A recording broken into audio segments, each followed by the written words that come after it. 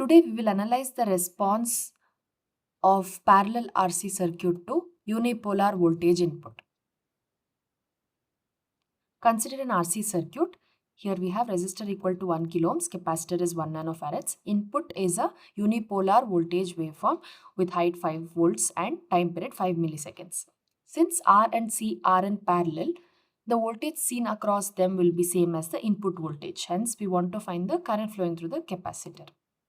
Current flowing through the capacitor can be calculated using the following equation.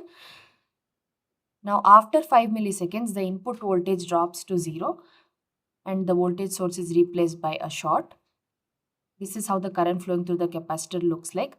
We can see current spikes during input voltage transitions because dV by dt is non-zero at those points. Once input becomes constant, dV by dt will be 0 and the current drops down to 0 and stabilizes. This is how the current flowing through the resistor looks like. Now, to capture the precise charging and discharging profile, calculation is repeated in Excel with time intervals of 200 microseconds. Let's look at that. Here, this is the input voltage that we are feeding to the RC circuit. Time period is 5 milliseconds. This is how the current flowing through the capacitor looks like.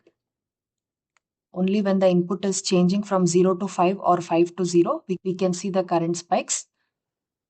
Once the input voltage comes to a steady state, the current drops to 0 because dV by dt becomes 0. Let's simulate this and check. On simulating this, we can see this is the input voltage and this is the current flowing through the capacitor. This is the voltage across the resistor and this is the current flowing through the resistor. Here is the summary. We can see how input voltage has transformed the current flowing through the capacitor. If the time constant of RC circuit is comparable to input's time period, then it will not resemble the behavior for unipolar voltage input. Thank you for watching this video.